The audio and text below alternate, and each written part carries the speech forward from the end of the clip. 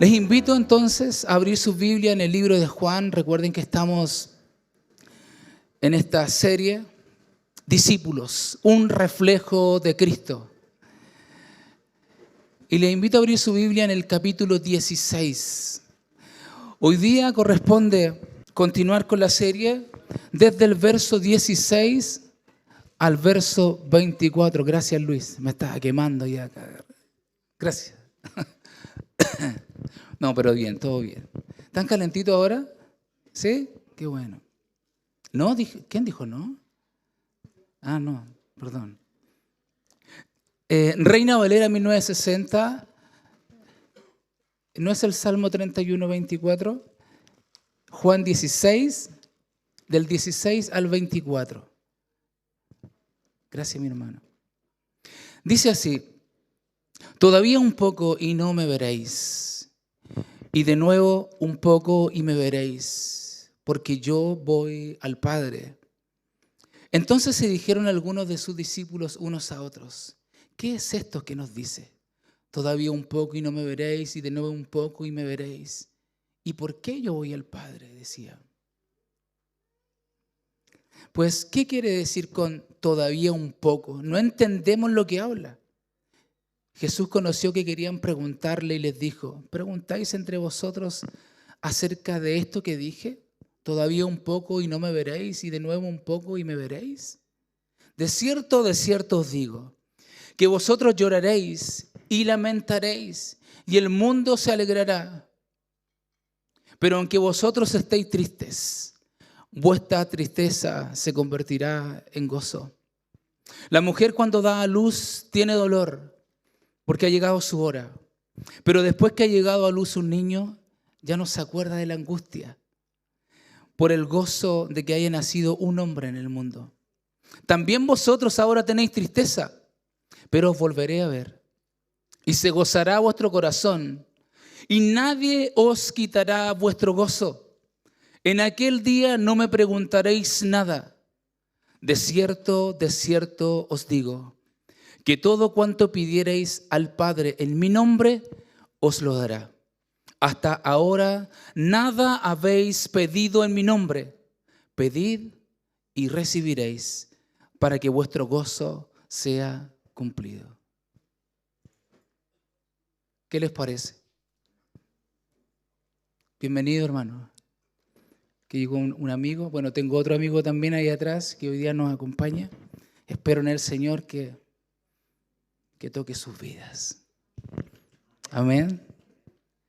Bueno, para contextualizar un poco, estamos hablando del capítulo 16, la venida del Espíritu Santo. Estos discípulos se estaban enfrentando a un momento crucial de sus vidas. A pocas horas, el Maestro, Jesucristo el Señor, el que había estado por 3 años y medio, tenía que partir del escenario de esta tierra. Tenía que ser entregado en esa cruz. Tenía que haber sido traspasado por esos clavos. Pero había una esperanza. Él dijo: voy pues a preparar morada, pero es necesario que yo me vaya. ¿Por qué? Porque enviaré al Espíritu Santo y estará con vosotros. Yo no sé cuántos de ustedes han venido a la iglesia el día de hoy con algún problema, luchando en su alma quizás con alguna tristeza o con algún dolor que ocasiona estar en este mundo bajo maldición. Pero espero en el Señor, de verdad, que hoy día salgas distinto como llegaste. ¿Saben por qué? Porque hay esperanza en el Evangelio. En el Evangelio tenemos esperanza. ¿Amén? Amén. Que la palabra que será expuesta en esta mañana, amados, pueda alentar tu corazón, te pueda fortalecer en tu hombre interior. Porque cada uno de nosotros en el día a día nos enfrentamos a distintas situaciones. Para nosotros, esta semana fue bastante particular. Estuvo súper movida esta semana. Y de verdad que Tenemos que volvernos al Señor cada vez, cada día, y centrar nuestro corazón, nuestros pensamientos y nuestras emociones en el Señor. Nada más que eso. Porque Dios es fiel, hermano. Mira lo que dice la Escritura esto en Hebreos 4:12, dice, porque la palabra de Dios es viva y eficaz y más cortante que toda espada de dos filos y penetra hasta partir el alma y el espíritu, las coyunturas, los tuétanos y discierne los pensamientos y las intenciones del corazón. Déjame decirte en esta mañana, amado hermano, que Dios sabe tu necesidad, Dios conoce lo que hay en tu corazón, Dios conoce la situación, la aflicción, la tristeza, el dolor, el desánimo que estás pasando. Y la palabra de Dios es viva y eficaz. La palabra de Dios puede cambiar, transformar, fortalecer tu vida en el día de hoy. ¿Cuántos están dispuestos a eso el día de hoy? Más les vale. Mira, a modo de introducción, quiero hacer comentario de un libro. El título de este libro es Esperanza en medio del dolor. Y con esto contextualizar lo que están pasando los discípulos. Como les decía anteriormente, a 2 horas de la muerte de su Señor. Imagínense ustedes cómo se enfrentarían a una situación así. Alguien con quien o en quien pusiste toda tu fe, toda tu esperanza, de en quien dependiste todo ese tiempo durante 3 años y medio, que caminaron, comieron, compartieron, vieron los milagros, pero en ese momento él estaba a punto de partir. Y no de viaje, él iba a morir. Imagínense ustedes. Bueno, este libro, en su título dice Esperanza en medio del dolor, de Kristen Wetherhell y Sarah Walton. Y fue escrito para ayudarnos a entender mejor el propósito de Dios en medio del sufrimiento. Mire, las 2 autoras fueron diagnosticadas con enfermedad de Lyme. ¿Saben qué es lo que es eso? Yo tampoco. Pero aquí lo dice. Esta enfermedad provoca fatiga, provoca dolores de cuerpo y de cabeza, entre otros síntomas. Es una infección bacteriana que se disemina a través de la picadura de una garrapata. Kristen es esposa de pastor y tiene una hija. Y Sara también está casada y tiene 4 hijos a los que les transmitió esta enfermedad a través del parto. Las palabras de este recurso, que ha sido diseñado como un devocional, surgen de los momentos más oscuros en la vida de estas 2 mujeres. Son mujeres cristianas, mujeres piadosas. Pero me llama la atención, estas son las primeras 6 palabras del primer capítulo. Y dice así, para sufrir bien necesitas el Evangelio. Podemos decir eso y la prédica queda hasta acá. Para sufrir bien necesitas el Evangelio. ¿Sabes por qué? Porque en el Evangelio hay esperanza, hermano. El Evangelio es Cristo. La autora resalta la importancia de las Sagradas Escrituras, haciéndonos entender que sin importar cómo se vea nuestro sufrimiento, sin el Evangelio la aflicción es un camino sin salida. ¿Puso atención a eso? Y ahí es cuando uno tiene que decir, gloria a Dios, gracias por Jesucristo nuestro Señor, gracias por el Espíritu Santo que está con nosotros, gracias porque tú moriste. ¿Pero por qué enviaste a tu Espíritu? ¿Para qué? Para fortalecernos, consolarnos, para guiarnos, para mostrarnos el Evangelio, su palabra. Amén. Surge una pregunta acá y quiero empezar con esto, a ver si la respondemos durante este sermón. ¿Cómo respondemos al sufrimiento? ¿Cómo respondemos al dolor? ¿Cómo responde usted a la tristeza, a la aflicción? ¿De qué manera lo hace? ¿Carnal? ¿Espiritual? Miren, Eclesiastés 7:14 dice, en el día del bien goza del bien, y en el día de la adversidad considera. Dios hizo tanto lo uno como lo otro, a fin de que el hombre nada halle después de él. ¿Puso atención a eso? O sea, independientes tenemos que depender de Dios. Las circunstancias a veces no van a cambiar. ¿Sabe quién tiene que cambiar? Usted. Yo. Porque las circunstancias pueden seguir igual o peor. Pero nuestra confianza y nuestra dependencia no tiene que estar si es que esto cambia o no. Tiene que estar centrada en Cristo, que está con nosotros. ¿Amén? Mire, consideren esto. Le tengo 5 preguntas para usted. Usted hace el checklist. ¿Cómo estoy respondiendo en medio de la prueba? ¿Cómo debo responder en medio de la prueba? ¿Estoy aprendiendo? ¿Mi respuesta muestra fe, amor a Dios y a otros? ¿Carácter similar al de Cristo? ¿Valores, compromiso, prioridades? ¿O cómo puede Dios usar esta situación en mi vida? ¿Ya tiene la respuesta? ¿No? Espero que se pueda responder durante este sermón. Y le comentaba a mi esposa que el otro día, pasando por la radio, escuchaba a un pastor, yo creo que a lo mejor usted lo conoce, pastor David Ormachea. Y él justamente hablando del tema de las crisis.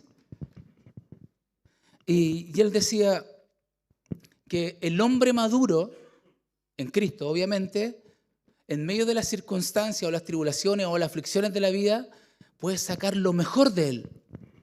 Pero el hombre inmaduro, y la mujer también, para que no mire para el lado al hombre nomás, estamos hablando de género acá, el hombre o la mujer inmadura puede sacar lo peor de usted. Usted puede tener una respuesta muy buena o una respuesta muy mala. Amén. Juan 16:33 dice, mire, esto lo dice Jesús. Estas cosas os he hablado para que en mí tengáis paz. En el mundo tendréis aflicción, pero confiad, yo he vencido al mundo. En ningún momento Jesús dijo, vengan a mí y se acabarán sus problemas. No, todo lo contrario. Mire, en la LBLA que no está puesta ahí, lo digo yo acá, estas cosas os he hablado para que en mí tengáis paz. Hasta ahí, igual que Reina Valera 1960, pero después cambia, dice, en el mundo tenéis tribulación, no tendréis aflicción como Reina Valera 1960, sino que ustedes ahora, presente, en este momento, tienen aflicción. ¿Saben por qué? Porque estamos en un mundo caído. Mira hacia el lado. Esa persona que tiene a su lado tiene una naturaleza de pecado, igual que usted.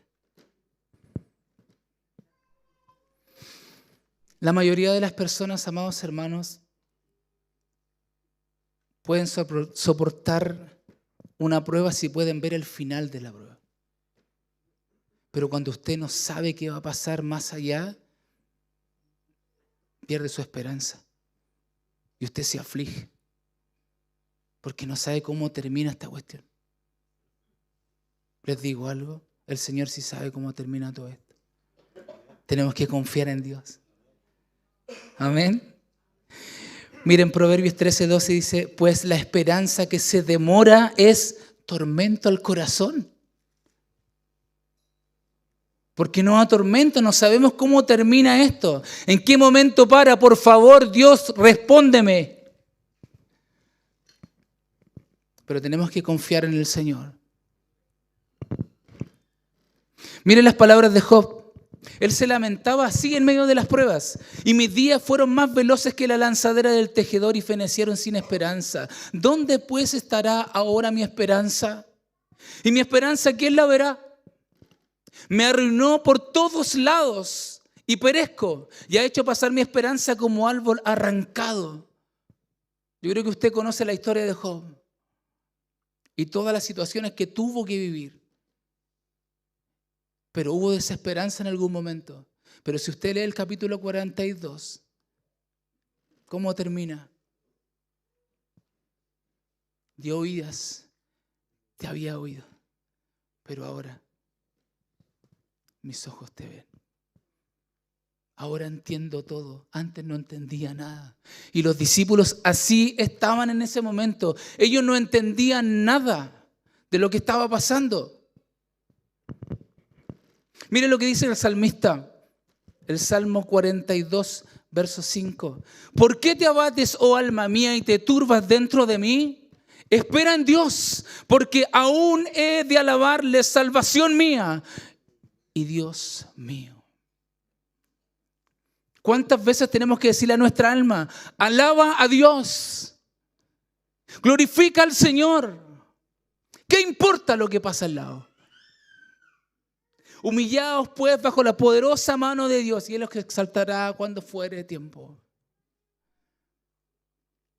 Confía en Dios, hermano. Dios consuela a sus deprimidos cuando afirma que su sufrimiento es para crecimiento espiritual y para asegurarle que su tristeza es temporal, hermano. Lo que Dios permite es por algo. Recuerden cuál es lo que Dios quiere hacer con nosotros. ¿Cuál es su propósito final? ¿Ser conformados a qué? A la imagen de Cristo. Y eso es tiempo. No es de la noche a la mañana. Su carácter y mi carácter tiene que ser tratado, tiene que ser transformado. Mis prioridades tienen que cambiar. Mi devoción tiene que ser distinta. Mi dependencia tiene que ser en Él.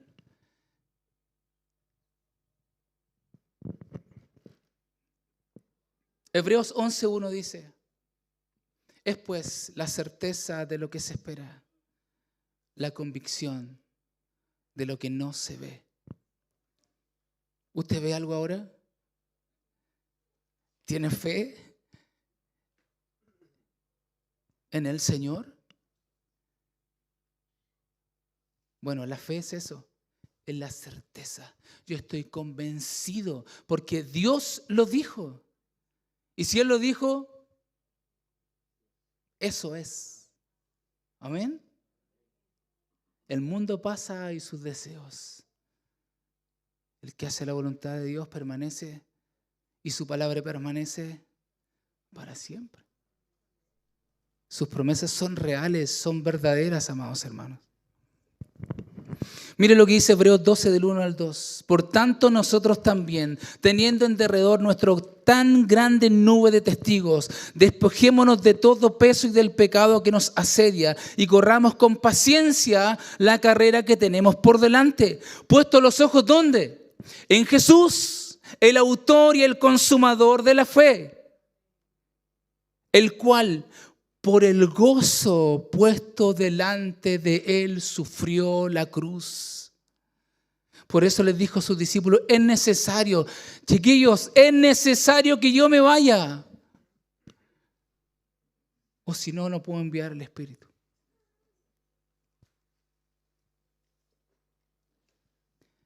Y en el capítulo 16, si usted lo lee, les dicen en algunos versículos, ustedes no lo entienden ahora.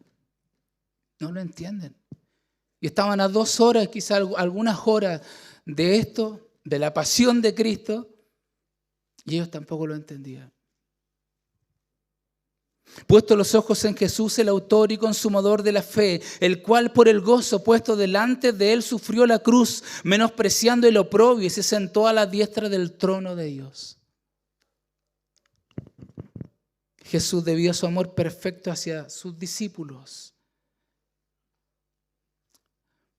pasó gran parte de su última noche con los discípulos, consolándoles, animándoles, alentándoles. Juan 14, 1.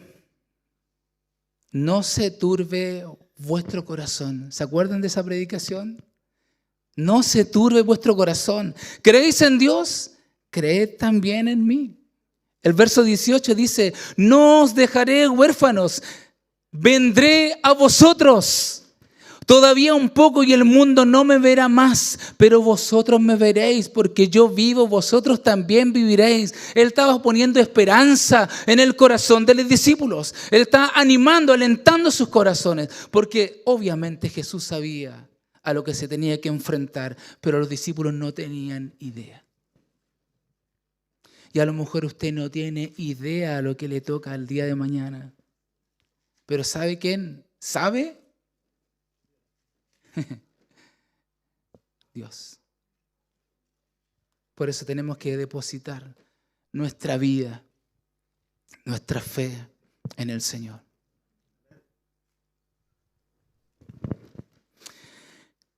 Ellos en realidad tendrían que haber consolado a Jesús, porque ¿quién se enfrentaba a la muerte y a la crucifixión y al dolor? ¿No era Jesús?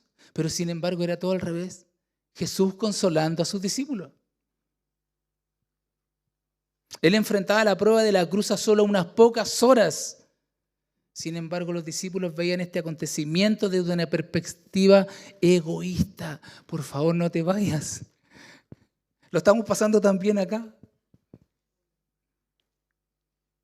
Estaban abrumados por el dolor. Y el sentido de pérdida era inminente para ellos. Pero ¿sabe lo que nos llama la atención, o me llama la atención? Es que no nos debiera sorprender esto a nosotros. O la actitud que tuvieron ellos. ¿Saben por qué? Porque usted y yo somos iguales, por hermano. Porque nos pasa exactamente lo mismo. Actuamos de la misma forma. Creemos que nuestro dolor es más grande que el de los demás. Es que nadie me entiende. Es que no tienen idea por lo que estoy pasando. Dios sabe lo que estamos pasando. Dios está al tanto de lo que tú estás pasando. Porque Él conoce lo más profundo de tu vida. ¿Se acuerda lo que leímos al principio de Hebreos 4:12? La palabra es viva y eficaz y es más cortante que toda espada de 2 filos. Penetra hasta partir el alma y los tuétanos y las coyunturas. Discierne lo que es del alma, lo que es del espíritu. La palabra puede fortalecer tu alma.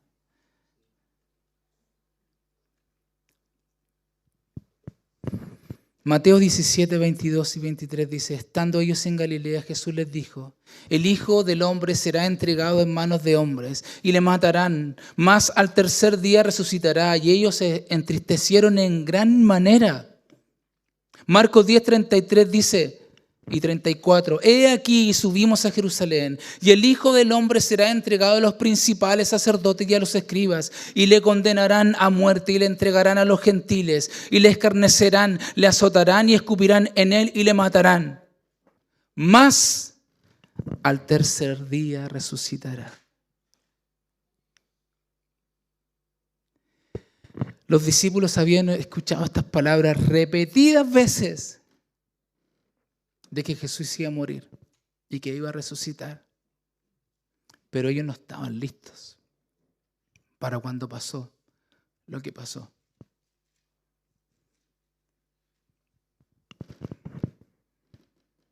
Esa era la introducción.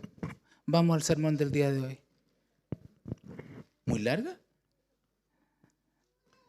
La profecía del Señor. Mire lo que dice en el verso 16. Aquí recién empezamos, por si acaso. ¿Me queda tiempo? Tengo hasta la 1 todavía, ¿no? Todavía un poco dice, y no me veréis, y de nuevo un poco y me veréis, porque yo voy al Padre.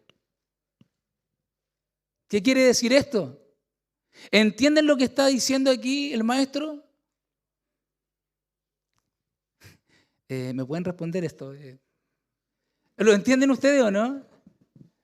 Ellos no lo entendían tampoco, igual que ustedes. Estamos en la misma. Los discípulos quedaron muy perturbados, hermano, y desanimados porque Cristo los iba a dejar. Este versículo parece una paradoja porque dice, me veréis porque yo voy al Padre. Pareciera que Cristo dijera de esta forma, mire, debido a que me voy, ustedes me verán de nuevo. O sea, es como le estaba repitiendo lo anterior, es necesario que yo me vaya para que envíe al Espíritu. Él estará con ustedes.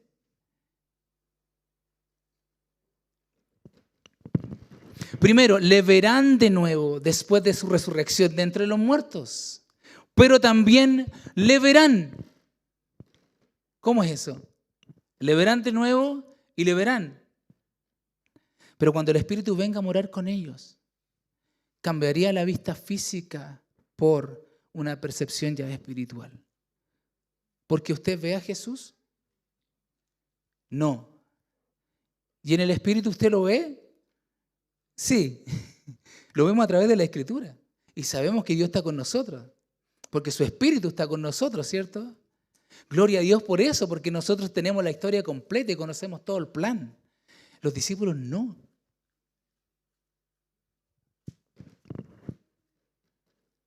Nosotros hoy en día vemos a Jesús por medio de la enseñanza de la palabra, que está inspirada por su Espíritu.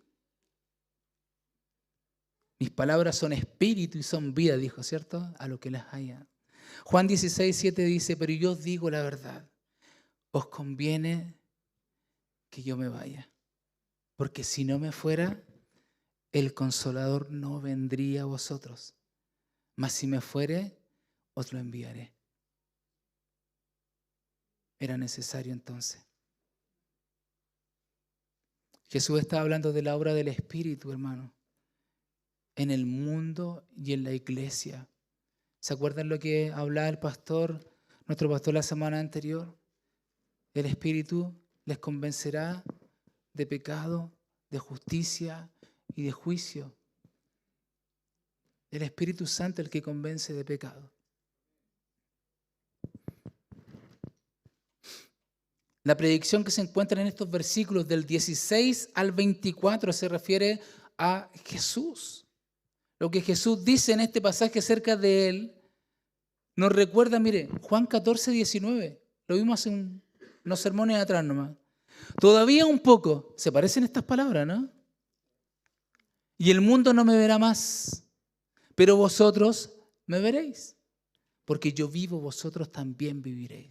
Se parecen un poco las palabras, ¿no? Después de lograr la obra de redención y de haber ascendido al cielo, Jesús envió a su Espíritu para que estuviera con sus discípulos. Cristo vino a ellos por medio del ministerio del Espíritu Santo. Si nosotros vemos Hechos capítulo 2, cuando vino el Espíritu Santo en el aposento alto, ¿qué pasó ahí? Los discípulos fueron transformados. Ya no estaban tristes, ya no estaban abrumados. Todo lo contrario, estaban inspirados. ¿Dónde hay que ir a predicar? Como buen chileno, ¿no? ¿No? La presencia del Señor con su pueblo por medio del Espíritu es permanente, hermanos. Como lo indica su promesa. Mateo 28:20 dice, he aquí, yo estoy con vosotros. ¿Cuánto? Todos los días. ¿Hasta cuándo? Hasta la consumación de los siglos.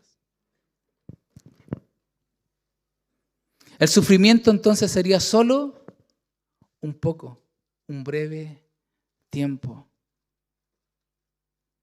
Los discípulos no entendían que el arresto de Jesús estaba solo a unas horas de distancia. y luego seguiría su crucifixión. Sin embargo, como debía ir al Padre, ellos lo verían una vez más cuando resucitara. ¿Han leído Hechos capítulo 1? ¿Cómo creen ustedes que se sentían los discípulos? Aparte de no entender lo que estaba pasando. Estaban desanimados, estaban tristes, desesperanzados. Había lamento en ellos. Pero nosotros, ¿qué? Nosotros tenemos el Espíritu Santo, hermano. Tenemos su palabra. Tenemos la revelación completa. Sabemos cómo termina todo esto, ¿cierto? O sea, tenemos esperanza, hermano. Así que no se desanime. Aliéntese de su corazón. ¿Cuál es tu prueba el día de hoy, hermano? ¿Cuál es tu dolor? ¿Cuál es tu aflicción?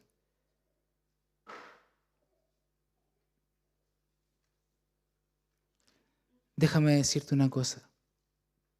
El Señor está aquí. Por medio de su Espíritu. Él está acá, en este lugar.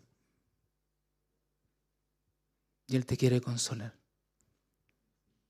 Y Él quiere fortalecer tu vida. Porque Él sabe que tú lo necesitas. Y Jesús también sabía que sus discípulos estaban muy desalentados. Pero les dijo, esperen un poco. Esperen un poco. Miren lo que dice el Salmo 31, 24. Esforzaos todos vosotros los que esperáis en Jehová, y tome aliento vuestro corazón. La pregunta que surge aquí, ¿esperas en Jehová realmente? ¿Esperamos en Dios? El Salmo 27 del 1 al 6. Me encanta este salmo a mí. Ponga atención, dice, mire. Jehová es mi luz y mi salvación. ¿De quién temeré? Jehová es la fortaleza de mi vida. ¿De quién he de atemorizarme? Cuando se juntaron contra mí los malignos, mis angustiadores y mis enemigos para comer mis carnes, ellos tropezaron y cayeron. Aunque un ejército acampe contra mí, no temerá mi corazón. Aunque contra mí se levante guerra, yo estaré confiado. ¿Cuántos dicen amén a eso? Una cosa he demandado a Jehová, esta buscaré, que esté yo en la casa de Jehová todos los días de mi vida, para contemplar la hermosura de Jehová y para inquirir en su templo, porque Él me esconderá en su tabernáculo en el día del mal. Me ocultará en lo reservado de su morada. Sobre una roca me pondrá en alto. Luego levantará mi cabeza sobre mis enemigos que me rodean. Y yo sacrificaré en su tabernáculo sacrificios de júbilo. Cantaré y entonaré alabanzas a Jehová. ¿Le alienta eso, no, hermano? Porque el día del mal va a venir. Jesús dijo, en el mundo tendréis aflicción, pero confiad, yo he vencido al mundo. El sufrimiento no es eterno, amados. Dios es eterno. Su palabra permanece. Sus promesas se cumplen. Segunda parte. La confusión de los discípulos. Capítulo 16 del verso 17 al 19 dice, entonces se dijeron algunos de sus discípulos unos a otros, ¿qué es esto? Que nos dice todavía un poco y no me veréis, y de nuevo un poco y me veréis, porque yo voy al Padre. Decían, ¿qué quiere decir con todavía un poco? No entendemos lo que habla. Jesús conoció que querían preguntar y les dijo, ¿preguntáis entre vosotros acerca de esto que dije? ¿Todavía un poco y no me veréis? ¿Y de nuevo un poco y me veréis? Aunque los discípulos no hablaban abiertamente, porque ellos estaban cuchicheando, como decimos nosotros, pero estaban hablando entre ellos. Oye, ¿entendiste lo que dijo el maestro? No, no entiendo nada. ¿Cómo esa cuestión de que me van a ver, de que después lo vamos a ver un poco? Y no entiendo nada. Y Jesús le dijo, ¿qué están cagüeñando ustedes? Parece que eran chilenos los discípulos, ¿no? O verdad que esto sale en las redes, perdón. Jesús sabía lo que ellos estaban pensando. Jesús conocía a sus discípulos, hermano. Conocía a sus hombres. Y también los deseos que tenían ellos de preguntarle. Recuerden que Jesús estuvo con ellos 3 años y medio, los conocía. Cuando tú compartes tan íntimamente con alguien, sabes. Jesús comprendió que los discípulos querían más claridad, pero también sabía que necesitaban más información. Porque hasta ese momento no quedaba nada claro todavía.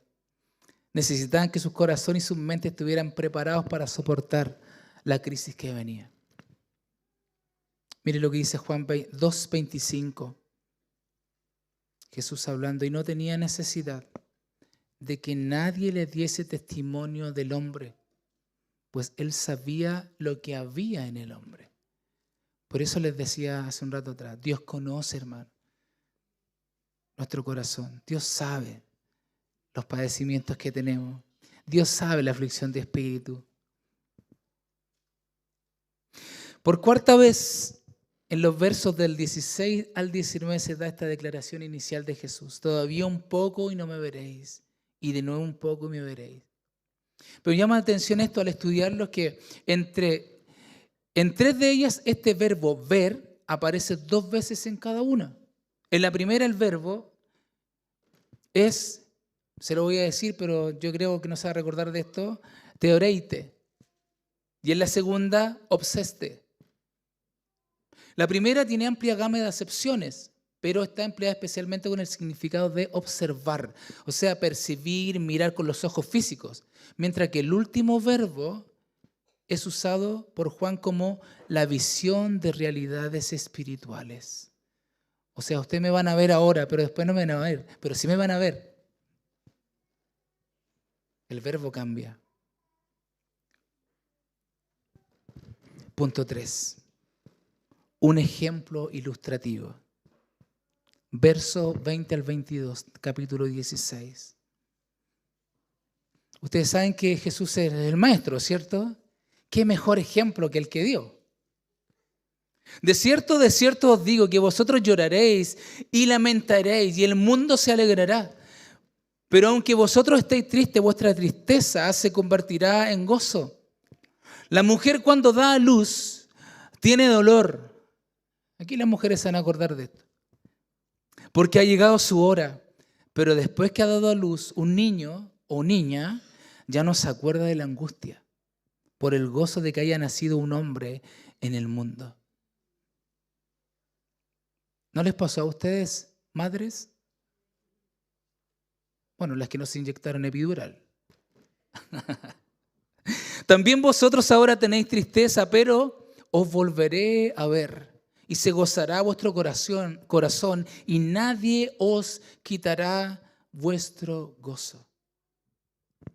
Aquí la frase es solemne, solemne. De cierto os digo. Eso implicaba importancia de lo que el Señor está a punto de decir a sus discípulos. Los discípulos pronto llorarían y lamentarían su muerte. Pero el mundo y los líderes judíos y la nación apóstata que se habían opuesto tan fuertemente a él se alegrarían. Pero también la alegría de los enemigos de Cristo con su muerte sería corta. Los líderes judíos habían prometido con tono de burla creer en Jesús si él descendía de la cruz. En Mateo 27:42, ese me sale ahí, Jorgito. Dice, a otros salvó. Asimismo no se puede salvar. Si es Rey de Israel, descienda ahora de la cruz y creeremos en él. Se burlaban. En tono de burla es esto. En su lugar tramaron a las carreras un ardid para encubrir la resurrección, sobornando soldados y esparciendo la mentira de que el cuerpo de Jesús había sido robado mientras dormían. Entonces los líderes judíos intentaron desesperada, pero inútilmente, suprimir la predicación de los apóstoles sobre la resurrección. Yo creo que ustedes conocen esa parte de la historia. Me llama la atención algo acá, porque busqué cómo es el lamento o cómo es el momento de los lutos de los judíos cuando muere alguien. Bueno, después de leer un poco me encontré con esto. Mire, y el duelo se vive en 3 etapas. La etapa número 1, Shivá, dice, en la primera semana, los 7 primeros días. El segunda parte de este duelo es el Sheloshim, un mes, o sea, 30 días. Y después viene el Toj Chaná, que es un año. En realidad son 11 meses, dice. Pero lo que me llamó la atención es esto, mire. El Shivá es un periodo de aislamiento social. En estos 7 días hay gradaciones. Los 3 primeros son los más intensos. Se comienza a tomar conciencia de la falta de la persona. El 4.º día inaugura una nueva etapa. La persona se encuentra preparada para hablar y comenzar a recibir el consuelo comunitario. Yo no sé si le llamó la atención a ustedes lo mismo, pero los primeros 3 días es el dolor más fuerte, más duro. Y Jesús resucitó al 3.er día. Cuando ellos estaban en el dolor más profundo, en el lamento más difícil de sus almas, Jesús se aparece en medio de ellos. Gloria a Dios por eso. ¿No les llamó la atención a ustedes eso? ¿Lo mismo? Espero que sí. Dios es misericordioso, hermano. Dios es misericordioso. Ellos estaban tristes ante la pérdida de relación, ante la humillación de su maestro y Mesías, ante la aparente victoria de sus enemigos. Porque todo lo que habían esperado les había sido arrebatado. Pero la crucifixión, hermano, y todo lo que implicó no fue una dificultad. No, era el camino para el cumplimiento del plan de Dios. Era la forma que Dios había hecho para que esto redundara en victoria para nosotros. Amén.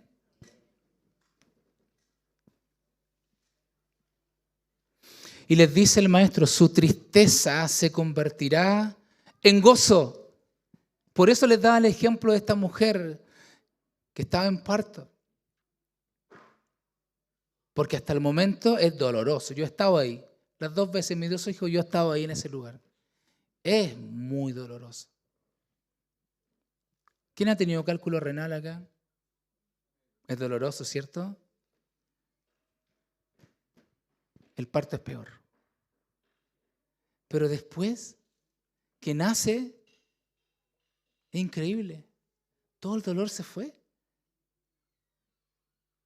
¿Qué pasó con el dolor? Nació la criatura.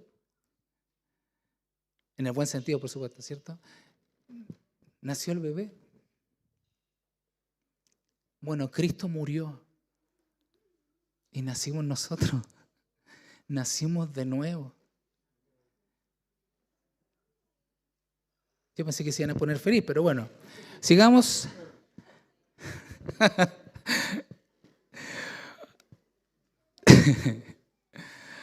Amados, la idea no es minimizar el dolor que uno tiene cuando está sufriendo. Tal vez realmente tú tienes un serio problema. Pero nosotros no lo sabemos. Y a lo mejor lo estás pasando muy mal, o la circunstancia es muy compleja o es muy difícil.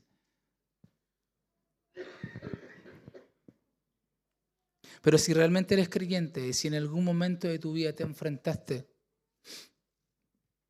con la realidad de tu pecado.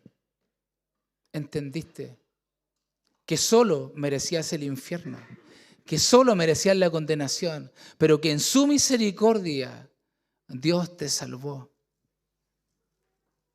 ¿Qué mejor gozo? Porque el gozo tuyo no depende de las circunstancias, amado. Tu gozo depende de la relación que tú tienes con Dios. Él es tu Padre, tú eres su hijo. Él entregó su vida por ti. ¿Qué mejor? Venid a mí todos los que estáis cargados y afligidos. Yo os haré descansar. ¿Les doy una noticia? Jesús está vivo. Por si acaso. Él murió pero resucitó y Él está intercediendo por ti y por mí.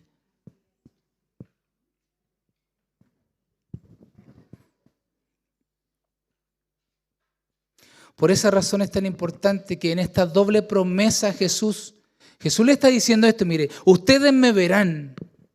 El Espíritu Santo abre nuestros ojos para que nosotros podamos ver la gloria del Señor, hermano. Era necesario. Pero todavía faltaba algo. Que Él nos vea. Porque lo dice en la Escritura. Ustedes me verán. Pero al final dice, yo lo voy a ver. Porque el Señor está a la diestra de Dios Padre intercediendo por nosotros. Y Él nos ve. Él conoce. Mire, Dios se nos revela en la Santa Escritura con el nombre El Roy. Es un atributo de Dios. ¿Sabe qué significa? El Dios que me ve. O sea, Dios te ve, hermano. Dios sabe. Él es omnisciente. Sabe todo lo que está pasando. Él es omnipresente. Él está en todo lugar. Ay, Dios santo. Cuando crees que estás solo, cuando te sientes abandonado, déjame decirte algo. Jesús te ve. Somos sus hijos, hermano. Lucas 22, 31 y 32. Dijo también el Señor, Simón, Simón, he aquí Satanás os ha pedido para zarandearnos como a trigo, pero yo he rogado por ti que tu fe no te falte. Y tú, una vez vuelto, confirma a tus hermanos. Él está intercediendo por nosotros también, hermano, para que tu fe no te falte. Y Él nos recuerda su palabra en nuestro corazón. Jesús les dijo en Juan 16, 20, ustedes ahora tienen tristeza, pero os volveré a ver y se gozará vuestro corazón. Y nadie os quitará vuestro gozo. De cierto os digo que vosotros lloraréis y lamentaréis y el mundo se alegrará. Pero aunque vosotros estéis tristes, vuestra tristeza se convertirá en gozo. ¿Pusieron atención a eso? Sigamos adelante. Lo último. La bendita promesa de Jesús. Versos 23 y 24.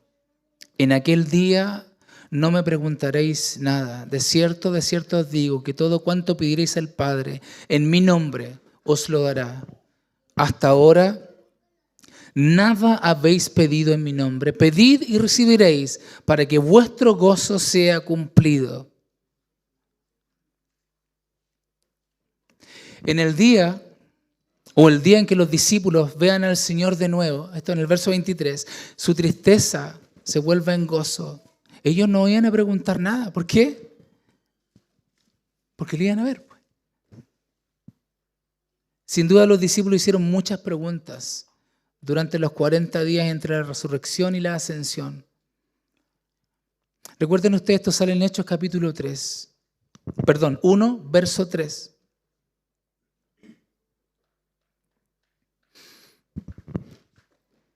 Lo voy a buscar para compartirse. Yo no sé si lo puse ahí, Jorge, ¿no? Hechos 1:3, ¿sí? Dice, a quienes también, después de haber padecido, se presentó vivo con muchas pruebas indubitables, apareciéndoles durante 40 días y hablándoles acerca del reino de Dios. Estuvieron harto tiempo con Jesús para decir, quizás qué cosas le preguntaron a Jesús en ese momento. Oye, ¿qué tal la muerte? No sé, estoy especulando nomás. ¿Qué significa resucitar? Pero le habló del reino, de lo que venía, del poder de Dios manifestado, que se iba a manifestar por medio de su Espíritu. Por eso les dijo, hey, estén tranquilos, esperen, no hagan nada todavía, porque tiene que venir sobre ustedes el Espíritu Santo para que me sean testigos. Es la forma. Primera de Juan 2, 20 al 27 dice, pero vosotros tenéis la unción del Santo.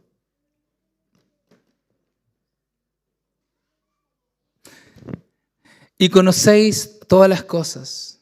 Pero la unción de vosotros, que vosotros recibisteis de Él, permanece en vosotros. Y no tenéis necesidad que nadie os enseñe. Así como la unción misma os enseña todas las cosas. Y es verdadera y no es mentira, según ella os ha enseñado, permaneced en Él. A la larga los discípulos entenderían por qué Jesús debía morir. Lucas 9, 44, 45 dice, haced que os penetren bien en los oídos estas palabras, porque acontecerá que el Hijo del Hombre será entregado en manos de hombres, mas ellos no entendían estas palabras, pues les estaban veladas para que no las entendiesen y temían preguntarles sobre esas palabras. Pero ellos después pudieron entenderlo, al igual que usted y yo ahora. La relación de Cristo con el Padre sería clara y ellos se darían cuenta de que era parte del plan y provecho para ellos también. Juan 14, 13 dice, y todo lo que pidiereis al Padre en mi nombre, lo haré para que el Padre sea glorificado en el Hijo.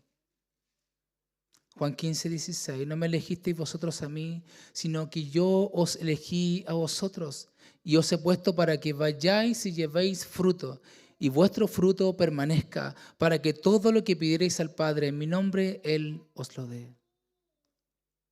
Orar en el nombre de Jesús no es usar su nombre como fórmula, como ritual. Al terminar una oración decir en el nombre de Jesús, amén. No es eso. Cuando Jesús le está diciendo a sus discípulos, ustedes pidan, porque hasta el momento no han pedido nada, obvio, yo estoy con ustedes, pero cuando yo me vaya, ustedes van a tener que pedir en mi nombre, para que mi Padre sea glorificado y yo sea glorificado en Él.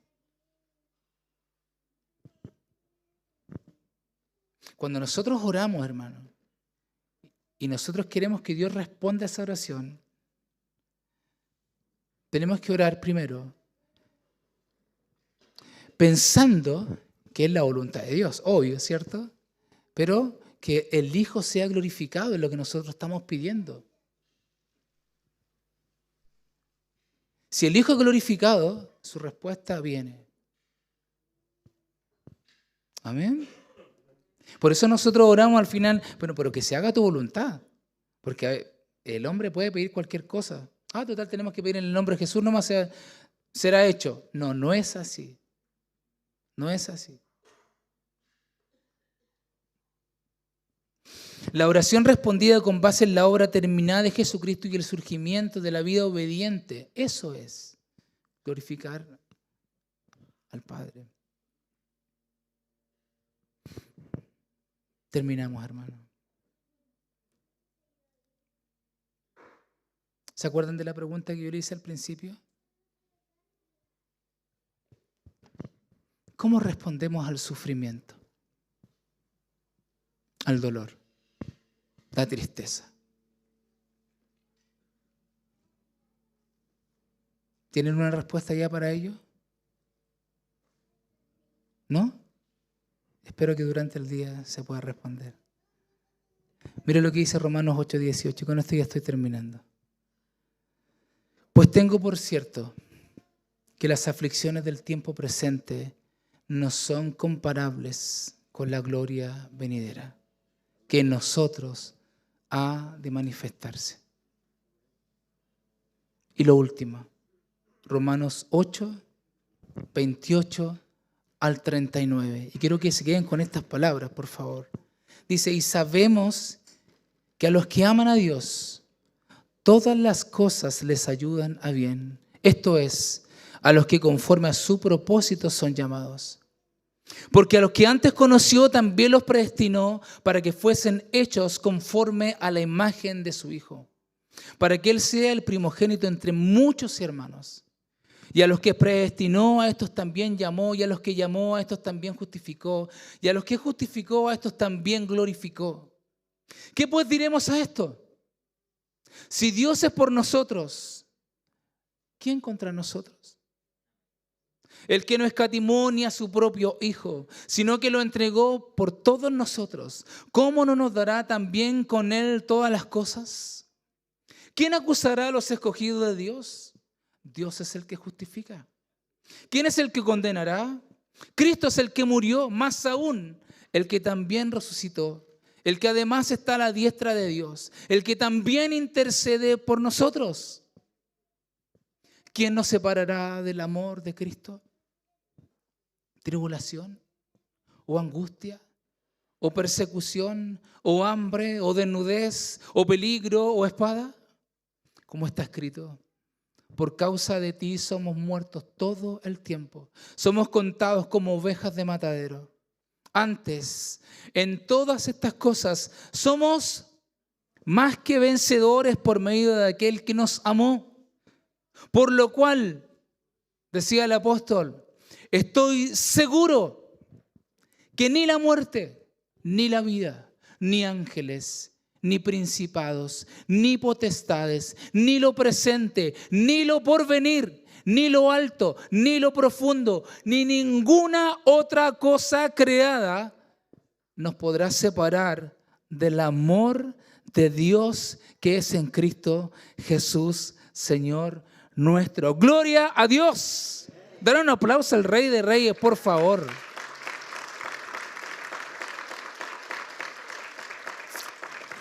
Bendito es nuestro Señor. En el Evangelio hay esperanza, amados hermanos.